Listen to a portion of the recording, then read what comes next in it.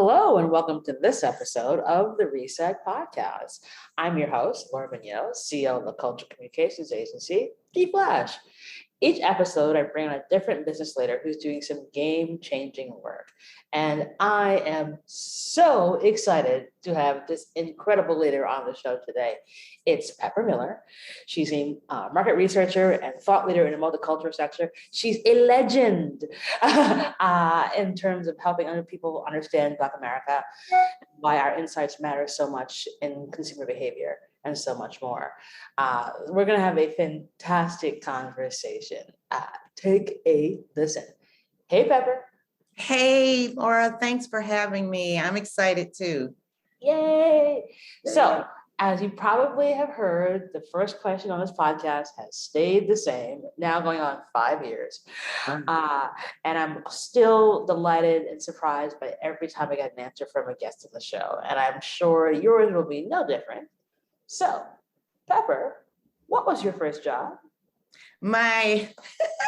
I'm gonna skip some of my really first jobs. Whichever one you feel like for music. Yeah. My first job in advertising, which led me to this market research career that I've had, was at J. Walter Thompson, an ad agency in Chicago. And at the time, J. Walter Thompson, I think, was the largest ad agency in the world. And it was the second largest in Chicago. Leo Burnett probably still is the largest ad agency in Chicago, but we were number 2. And I was working in the accounting department as a bookkeeper.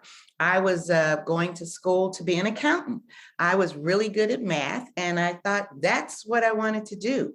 But I got exposed to this ad agency world of creating ideas and motivating consumers, and just a very more comfortable, even relaxed environment, and a fun environment to work at. Because before that, I really worked at an insurance company. But so this was absolutely wonderful. But that's where I got my exposure to advertising and market research. And I ended up getting promoted in the company. I think I was doing like a little clerk things, and I got promoted to a bookkeeper. Then I went to traffic as a biller. And then I went to, I worked in administration where we were managing the 600-person Chicago office. And I had a $3.5 million budget to manage. It was absolutely a wonderful job. It really was. You never had the same day twice. And that's really where I really learned about the business of advertising, because I met with department heads to ask about their ideal situation for a great work environment. What kind of furniture do you need? What kind of ambiance do you need? What would help you with, what do you do? What does this department do? My boss was not doing that, and I did that. So I worked with the interior designers and planners and construction people, and giving them insights into what would be helpful for them to design an ideal office workplace for us. And in doing so, I wanted to go in the research department. I loved, doing these different projects, researching whether or not we should have our own airplane instead of flying the executives first class. So I was the client going to these airline companies and interviewing them. I was the client that, should we have our own security detail? But it was all research. It fed my intellectual curiosity about the business, about each department. It was absolutely wonderful. But flash forward, I wanted to get in the research department. I didn't get in. I interviewed for hours and hours for weeks and weeks, and they told me I didn't have a master's degree. I didn't have that when I started the interviews, and it was kind of lame. But there was a Black executive that left the company and called me and said, "Hey, I hear you're interested in research. I got a project for you." And that's how I really got into market research. So I owe a lot to J. Walter Thompson. It was a wonderful experience, and in some cases, a very painful. But I got my seeds were planted. The market research seeds were planted by working at that agency, and that's a long answer. But it's a beautiful answer, and it's interesting because it's a little bit similar to my story, because you were designing a space to make people feel welcome so they do their best work. And the insight was that if you can make people feel good, they will do their best work. They will feel good about the work that they do and do well. And that actually works kind of tangentially of how I run DF, where like we design spaces that make you feel welcome, because if you do, you're going to want to interact with that brand. You want to learn more about that brand. You want to hear more about that brand. You're more likely to find that brand. Absolutely, Laura, you got it. That's what I love. I told you had that woo-woo. I love that. I absolutely love that. So you're absolutely right. And I didn't use those words, but I used to talk to my boss about that. I used to say, even though the focus is on the creative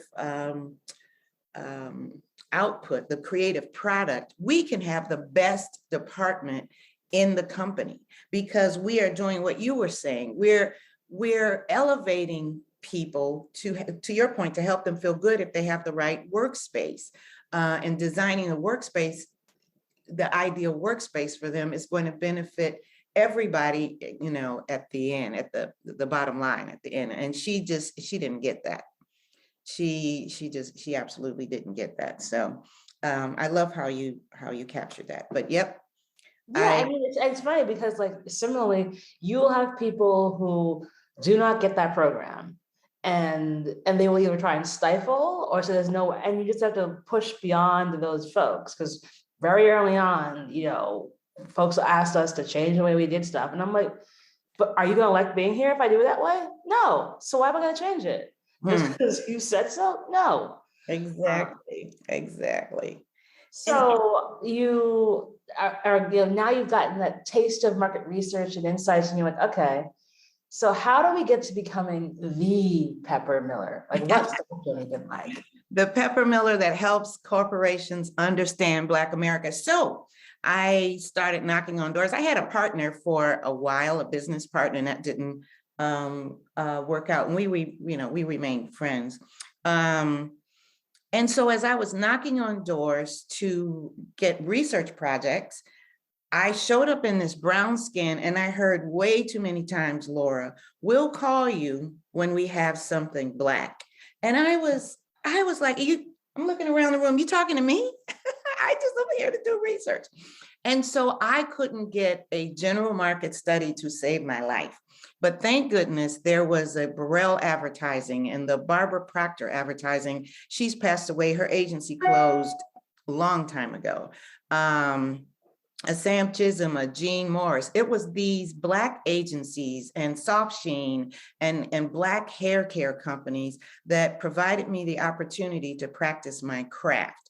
And so we did a lot of qualitative research or focus groups back in the day, and talking to Black people and having these conversations. And what I was hearing, and that there was this big disconnect between what the brand messaging was to Black people, me being a Black person too, and this audience, that they weren't connecting at all. So I started, talking more and putting more insights into my report. Here's the finding, here's an insight, and here's the opportunity.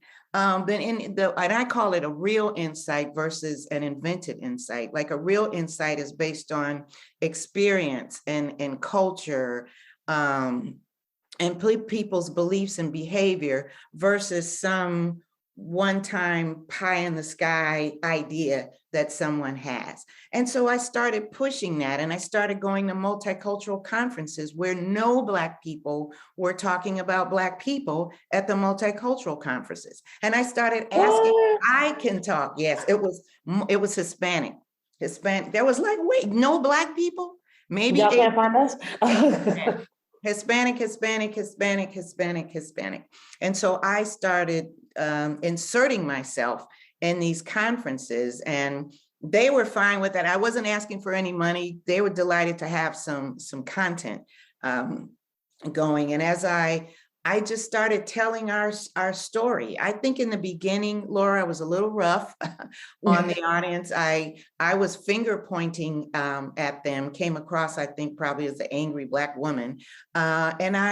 And they weren't hearing me. And I get that. I get that. So I started telling our story in a different way versus us being the victims. This is who we are. This is what we believe. This is how we behave. This is the why behind those things. Here's a general market commercial. Here's the Black commercial. Here's why the Black commercial did well. It's that, yes, we speak English, a response to a rhetorical question that I've heard too many times. They speak English, don't they? As a rationale for not investing in Black consumers. And then the whole they truly showed the distance and the disconnect and a little bit of a disrespect too for our culture. That's a whole nother conversation. But then I developed these presentations over and over again and got good at it and helping people understand our culture. And there is a business book seller that would be at a lot of these conferences, and he said, "You need to write a book." I'm like, "I'm not writing a book." And anyway, every time I saw him, he kept asking me to do that and kept giving me his card. And I finally, my mentor, and I'm the late Herb Kemp, who passed away about 10 years ago, wrote "What's Black About It?" And it did really well.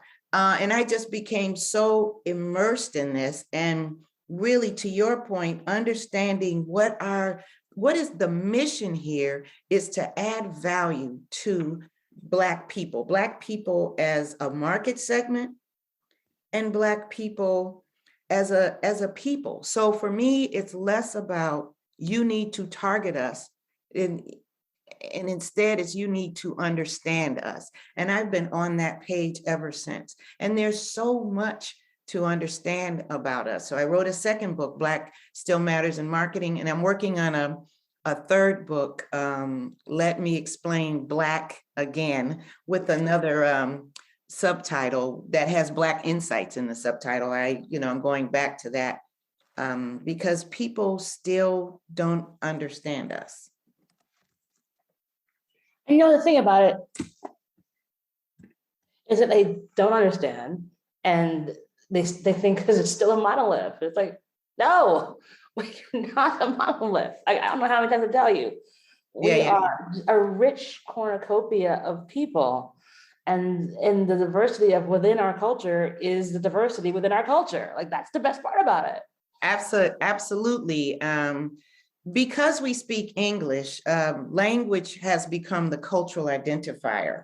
And so they recognize a different culture with the Hispanic culture or the Asian culture that includes the Indian culture as well. And because there's a language in a language different from English, there's a perception that the culture is different. So for Black people, they roll us in with mainstream. And it's interesting, the people, how they roll us in with mainstream. A lot of these business leaders don't really have Black friends, but on paper, from a marketing standpoint, we can all be kumbaya. But as we live day to day, that's something, very, very different. And so those are some of the things that I bring to their attention, how Black people, to your point, we are different. We are different from each other. And we're different from mainstream as well as each other in very, very meaningful ways. And how different does not mean deficient. we're taught to not talk about differences. It makes us uncomfortable. People believe it's rude. And in this climate, people believe it's divisive. So getting people to understand how Black people are different and how that doesn't mean we're deficient. And here's the opportunity, just a personal and professional opportunity for you to have a relationship with someone that looks different from you, a meaningful relationship, as well as here's an opportunity to engage a market segment where we can see a positive impact on our bottom line.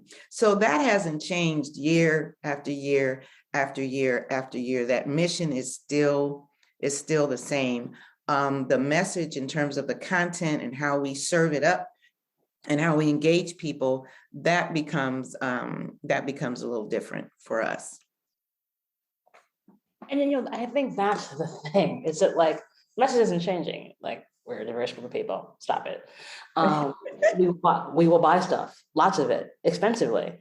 And I think, the thing that I always find fascinating is that when certain folks see things, they're like, oh, I had no idea.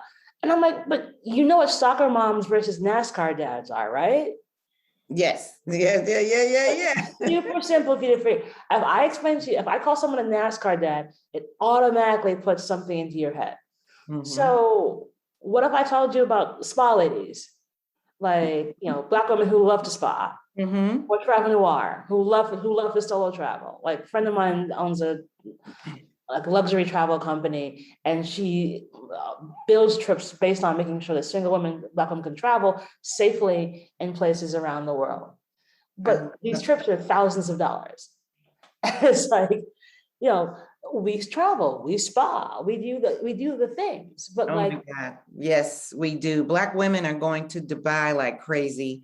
The Black community is going to Africa like crazy. And a lot of that is through some of the Black churches so that we would understand and know our history. I think that was my first trip, my international trip. I wanted to go to Africa first out of respect, and then I did Italy and all these other places.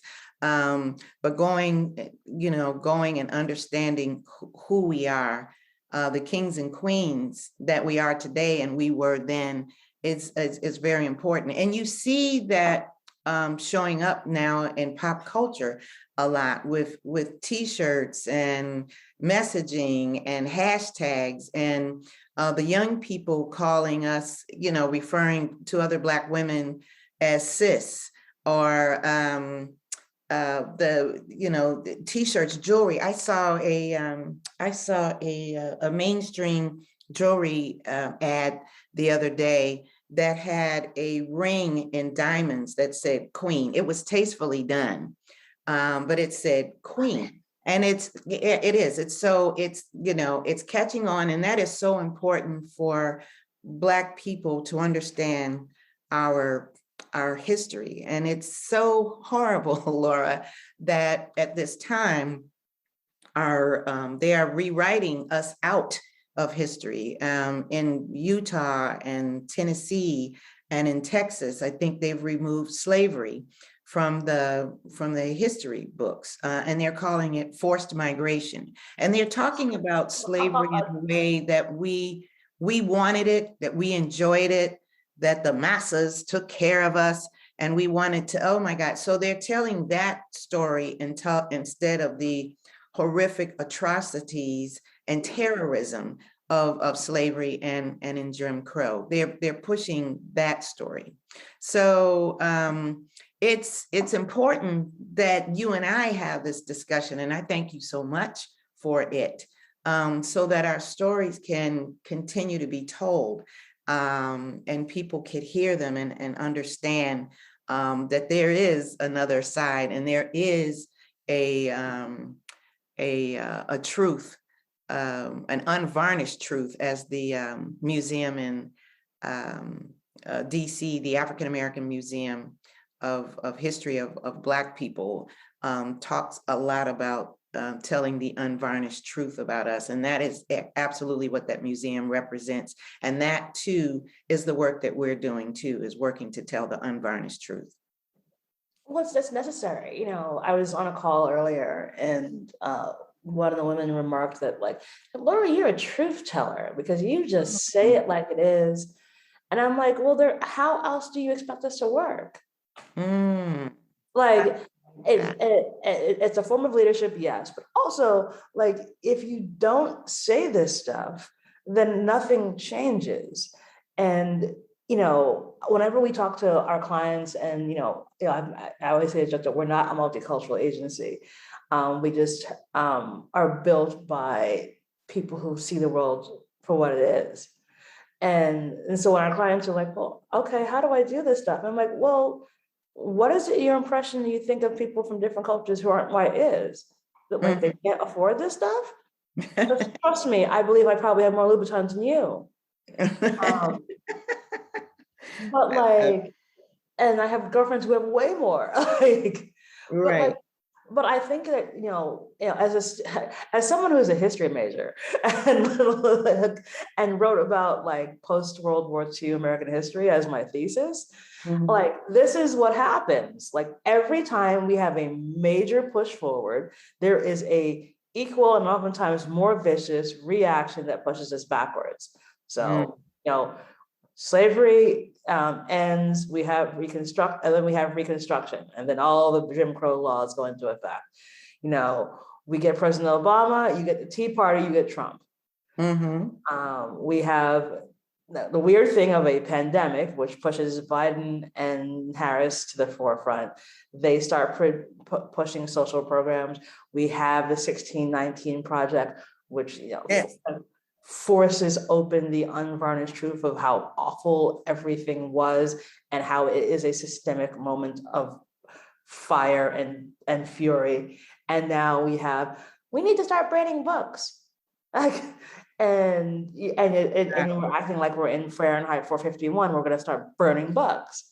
And so the response has got to be is push way farther, even further to the forefront. And so it's like, and the more you can, and I think my thing has always been that, Black luxury and like, yes, you can do this for yourself. And because everybody else does it is really important. And it's why I have this whole thing about like, I do the reset weekend where I invite women to come to Miraval Spa, a not so cheap spa. But like the reason I want you to come is to rest and relax. And you deserve a weekend to rest and relax. And we don't have to always think that like, oh, I don't deserve this because I'm supposed to just be working, really working. Like, no, like we've got to break away from those thoughts and shackles of what's supposed to be happening. Yes. And when we do that, I think we start pushing forward in a different way because we haven't had that. I haven't seen it. I might have, and I obviously haven't seen everything, but I haven't really seen this like full force push towards, of course we can do this stuff. It's what we want to do. Yes, we can travel. Yes, we can spend this money on these things. Just like white dudes who spend money on expensive golf clubs, so can Black men, so can Black women. Exactly. Like there is no shame, but removing sort of the shame and stigma about like how you shouldn't want to have dope stuff, I think is where I think we have to kind of go next and go loud and go proud with it. Yes, I agree. And when you talk about going loud and going proud, that's a good segue to the mindset of Black people that has been led by the younger people, Gen Zs and millennials. They are unapologetically Black. It is not a trend. It is a standard. Probably was maybe equal to back in my day when James Brown came out and say it loud, I'm Black and I'm proud. That was huge because Black, oh my God, that Black was a negative word. It was so negative. It was as negative as the N word. It was just so negative. I remember I was born and raised in Chicago for most of my life, but I lived in the segregated South in the 60s when I was like 7 years old. My My father taught at Albany State. It was Albany State College then. It's Albany State University. And we went to the Black Lab School on campus. It was a great little school, great community, but it was segregated, colored only, white only, colored only. Facilities were always subpar, always filthy, but nonetheless. So I remember these two kids got in a fight at school, and they were no cussing or anything, but kind of throwing punches and some little name calling. And the teacher came over because we started gathering around and watching, and she came over and she was like, "What's going on? What happened here?" And I remember the one kid pointed at the other and said, "He called me black." And the oohs and ahs, and even the teacher, we were like, "Oh my God, how horrible, how horrible, how horrible to be called black back then." So James Brown came along with the "Say It Loud, I'm Black and I'm Proud." Oh my God, that repetition style that James Brown has worked so well for our community, and that message that worked so well. And then today, a lot of these young kids who didn't want to talk about race, or they were more comfortable with mixing with each other, they've had these awakenings. And I think every generation has had an awakening. And as a result of the awakening, there comes this embrace, a stronger embrace of Blackness and Black culture. In my day, civil rights, it was the civil rights movement. It was the murder of Emmett Till. It was the murder of Martin Luther King. For Gen Xers, it was the Black Power movement. For the millennials, it was the awakening, was the Zimmerman verdict after Trayvon Martin's murder. And for Gen Zs, it's George Floyd's murder and Black Lives Matter movement. And so all of these things have collectively, in some way, united us more than people realize, but also is still uniting our culture and making us stronger. So today we are unapologetically Black. No pretense, no excuses. This is who we are. This is who I am. This is my hair. This is my skin color. This is how I'm rocking these fashions. This is why I like wearing these colors. This is, it's that. And it's not anti-white. It's not anti-white. That's the most important thing about all of That's this. what people don't understand. It's so caught up like, oh my God, if you're saying it's Black, no, please, what? We've been watching white only programs for years. We've been voting for white only candidates for years. We've been working at companies. I think every Black person has a story where they can tell you, even today, I was the first in my department, or I was the only one in my department, or there was only 2 of us in the company, or 2 of us in the high school. Everybody has a story like that. So we have been wearing our masks to help whites feel more comfortable with themselves, downplaying our Blackness around them so that they can feel comfortable with us, not themselves, with us.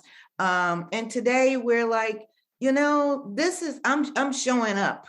I am showing up in all of my Blackness, because this is who I am, and I love myself, and I am embracing my identity. It's not anti-white. It's about, and so there's this, with each one of the awakenings that I talked about, it's the thing that links everything together is equality. It's all about equality and wanting a nice, healthy slice of the pie.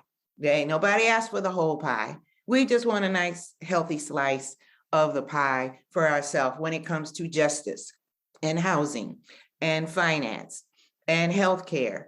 And I'm probably missing one, education, because we're still navigating those broken systems. And we just want to see fairness in that. And this timeline that I talk about, this awakening, talks about that, and it speaks to that. That's what we want, not anti. And we want to be part of mainstream, but we also want to hold on to our culture as well. So those are some of the ideas that I share with the clients to help them understand how they can engage us and not have this standard of, you need to be one of us. As you climb the ladder, particularly in corporate America, there's an understanding that you distance yourself from your culture. If if you're in a majority white environment, you distance yourself from your culture to be with us. And so Unapologetically Black says, I'm bringing all of me, all of me. Why not take all of me? I'm bringing all of me with myself. And I love that today. I love that, at least that we're there. Yeah, and I think and we're not going to go back to that. And I think for a lot of folks have to realize that means a lot of different things to different people who are Black. Yes. It's like, look, the Caribbean American experience versus the Black American experience is drastically different. Yes. Like, and your experiences and what you end up doing with your life can be different. And again, just like, you're a Midwesterner and you're a white dude, you're a Midwesterner and a Black woman. Right. How you do and see the world is going to be different.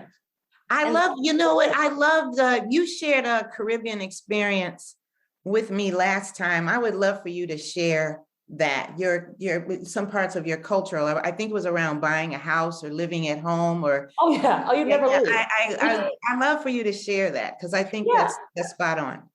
Yeah, I mean, one of the things, it's funny, like whenever I have someone on the phone on the show who's I'm Jamaican, and so and we always make the same joke about our exact same upbringing, even though it might have been different states. Someone might be older or younger than me, but we all kind of had the same kind of experience where it's like, study a book, you never leave the house, and you have to buy a house before you rent one, because like, what do you mean you're renting an apartment? Because remember, the Caribbean experience for most folks whose parents immigrated or grandparents immigrated, whether they were accustomed to all living, vertical housing, where like your grandmother, great grandmother, mother, father, siblings, half cousins, whatever, all lived in the same house. And you never left until you got a job, and then you bought a little land, and you either bought a house or you built a house. Like, and so, but like the radical act of home ownership that might feel to, Black Americans because of historic redlining, because of all the horrible things that happened in America throughout history with regard to housing, is not the initial lived experience for a lot of Caribbean Americans who come here. They come from a place where, like, if I want to buy a house, I save my money, I buy a house. Right. And again, it's not better or worse, that's the lived experience. And so as a result of that, you see the world a little bit differently.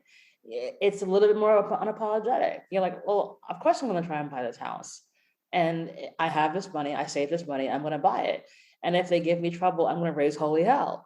Because in my experiences, if I have money, I can buy a house. And I love that. And I think that's the tension between the Black and the Caribbean and African cultures, because you have that mindset. And our mindset has been, beaten down through just a series of domino effects as a result of slavery and discrimination. And so what we do is we focus on badge value, many of us.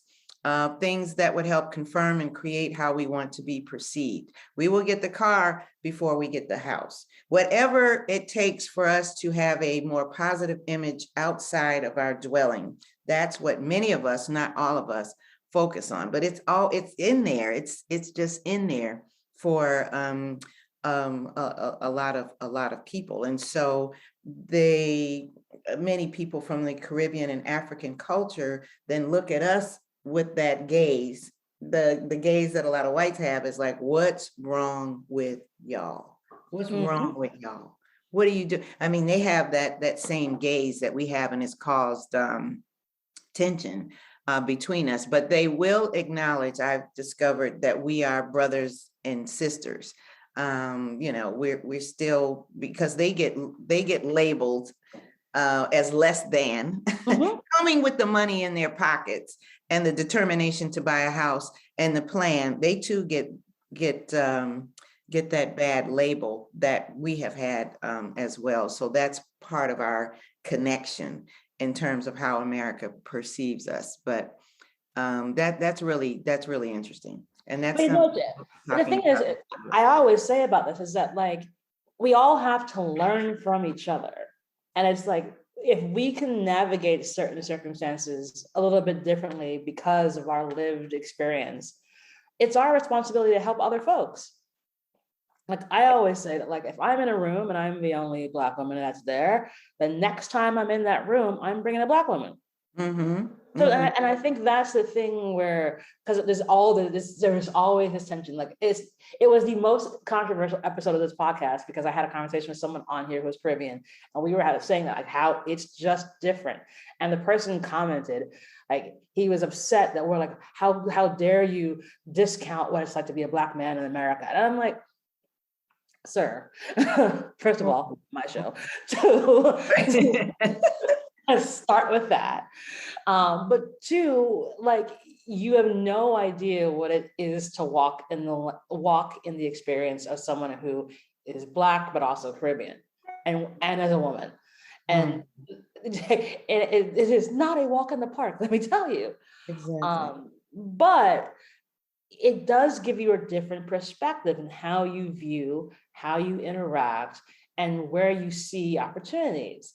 And that's why I want you, we also have to do the proper give and take. And so if I'm giving you a heads up, like, this is how you're going to have to deal with folks like this. Like, you have to talk to them like this. Like, because when you do, it will get you the desired response. I'm providing you an experience because I'm in a different sector that affords me that privilege. And so I'm sharing that privilege with you to help, not to be someone and be like, oh, you should do better than that. Like, no, right. I know. You know, you have a different privilege, you know, you have a different experience, and you should share that with other folks so that we can all move together. Because there are going to be spaces where there's always places I don't feel 100% comfortable. And I'm like, okay, what do I do here? And someone tell me, and I'm like, all right, cool, I got it. But like this understanding the proper give and take that comes from our lived experience oftentimes doesn't happen. And I think that's disappointing. Yes. I agree with that.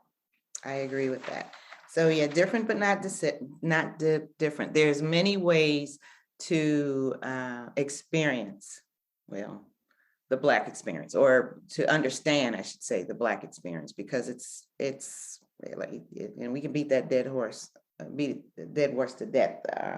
How do you beat a dead horse to death? But we don't want to beat the dead horse, but you're right. It's important to continue to talk about how we are different. And the same. And the same. Yes. And so thinking of like what you've been able to do over the course of your career, what do you think you'd tell 21-year-old Pepper? I would tell my 21-year-old Pepper that I was enough.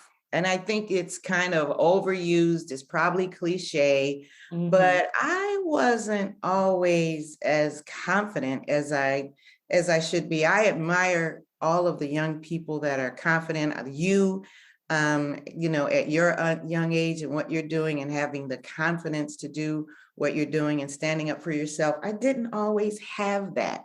I would second guess myself a lot, even in business. I found myself in the room with people who were chief marketing officers and executive vice presidents and senior VPs of this and that as it relates to marketing or diversity and inclusion.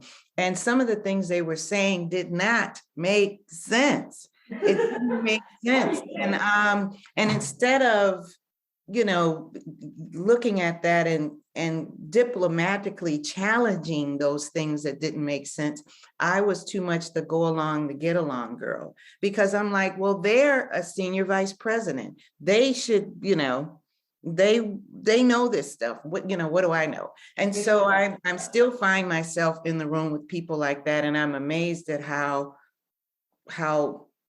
not smart that they are, I'm like, oh my God, their thinking, their approach.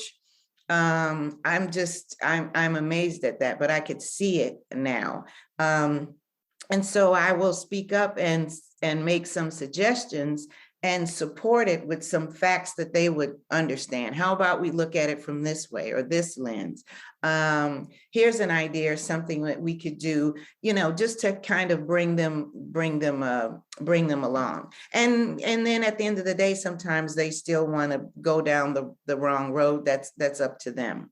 But a lot of times I'll put it in writing, and here's my suggestion, and let them do what they want to do. So to know that I was enough, to know that you are enough, to look at the fact that you are in the room with them says something, Pepper.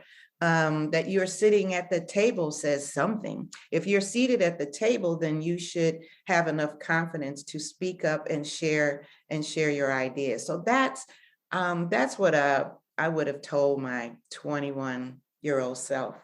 I found a picture. Oh, I was at a funeral recently. Actually, I didn't find a picture, but it was from a neighborhood where I grew up in when I was a kid. And one of the people sent a picture, because we had a little club on my block, and his mom was the sponsor. And he sent me this picture of myself and 5 other girls and our sponsor. And we were like 15 years old. And I look at this picture every day, and it makes me happy, and it makes me a little sad too, to know look at the picture, and I was like, we all were enough, but I don't think we knew it. And some of it was the time, the way when we were raised in the late 60s or 70s, still reeling from civil rights, our parents not, wanting to rock the boat, kind of keep your head down, get a job. Don't, for God's sakes, don't think about being an entrepreneur. So it was, staying in line with the rules that society had bestowed on us. And I think that impacted a lot of us as well. So these young people now who can be unapologetically Black, how wonderful that is, that you have the confidence to be yourself in a society that still, does not always appreciate us, but you still have this confidence. And we kind of lacked that part of our identity, confidence. And then there were other things, whatever was going on in your household, of course, but, not having a strong enough identity is critical to your personal growth. So I like knowing that I'm enough today, and that I could speak up and speak out, and that I can be unapologetically Black, and I could wear this kinky curly hairstyle with my scarf tied around my head, and I'm still professional. Right. I can, because that's the way my hair rocks. That's the way it is. So I'm grateful for that. Awesome. Grateful. And it's so necessary. Yeah. Because I think we I get you that, like, there's been so much like ickiness around what saying over using the word I am enough, but I think you can't co-opt the word, because the experience that we've all had has made us feel at different points in life that we're not. Exactly. Like this is not coming from a place of like I threw it, I pulled it out of the sky. And when I think of like, I've had a lot of like introspective thoughts about the younger me from like 15 years ago of late, because something interesting is coming in my career. And I think of who that person was and how that person did not at all think they were enough. And I don't think she recognized this version of me 15 years later. But I also kind of feel like you have to go through some of that stuff to really appreciate it when you get to be a little bit older. Absolutely. And remark upon how far you've come. Absolutely. And I'm grateful to have been born when I was born. I'm a boomer, and to have had that practicality from our parents, and to see, where we were and what was going on with us then, and to see how things haven't really changed that much for us. But I'm glad to be a part of that history and be a part of the digital and technical space today, to be talking with you on a podcast. I'm so grateful for that whole evolution, that I, can be a part of that, and then could look back on that. So I'm in a good place and a good space these days. Fantastic. And speaking of this space at this particular juncture, what does Pepper do for self-care? I not enough of exercise, but I do like to exercise and walk. I love audiobooks because I have to read so many articles and studies. And I just ordered a bunch of books today to read. But I love audiobooks and I love self-help books. So I do that. I love red wine. I love my trampoline. I love going to a beach and taking a break. I'm looking forward to doing that and getting with my friends and sharing. So all of that is about self-care for me. I do take care of myself, eating right as I can. I slip up, but I really do pay attention to what I eat. And I think that has helped me to have the energy and the stamina to do this work. But lots of things like that. I am a very social person, so I go in and out of these different circles. I have these different circles of friends. I don't think if we all came together, it might not work out. So I have these different groups and different circles of friends that I do. So I have a good life, and all of that is about self-care. But the audiobooks and the walking and the beach, that's my jam. That's my jam. I love it. That sounds fantastic. Of course, I could keep talking for like another 3 hours, but right. I know we all got work to do. So last question for you. Do you have a give and or an ask of the audience? Well, I do, and it's me with my little hokey ness, but I really want, it's part of the work that I do, wanting people, and you talked about it too, to practice more empathy and open-mindedness. Listening is, I get paid to listen to my consumers, and I'm not always a great listener. And so I'm working on that. So I'm asking to listen to the other side, to have empathy, to walk in another person's shoes, particularly Black people. It could be Asian, Hispanic, anybody that is different from you, to open yourself up to what their life might be like. I think that's one of the things I would love for people to do, and to be an ally for this cause of coming together, of having empathy, of opening yourself up, being an ally, and being where you're uniting with us for equality, and being an advocate, a champion, where you're going to uphold this idea of equality. It's a big ask, but that's one of the things I would love for listeners to do. And then buy my book, What's Black About It? It'll help you along the way. Fantastic. I was wondering, buy the book. What's Black? No, you know what? I think Black Still Matters in Marketing is a better book. What's Black About It? You can buy either one, What's Black About It or Black Still Matters in Marketing. But Black Still Matters in Marketing, I think, is a more relevant book for today, until we come out with the new book. I think that would be helpful. Yes.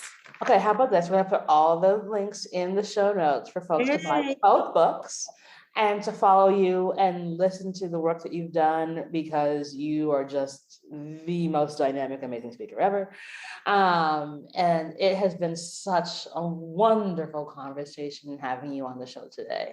Same here, Laura. I have much respect for you. You are killing it. And it was delightful to have this conversation. And I am in much appreciation and awe of you and inviting me, because I feel the same about you. And you're so young. Oh my God, I can't You have imagine see, where Pepper, you're going here's to the be thing. in 10 years. Lord have mercy. I can't even Pepper, imagine. you have no idea how old I am to you. You're younger than me, babe. So Okay, all right. Well, yeah, yes, younger than you, but remember, black cracks never. So right. Good black, black doesn't crack. So never all right. cracks. So, well, thank you so much. And like I said, we'll put all the details in the show notes for folks to follow and read about all the work that you do. And that is our show.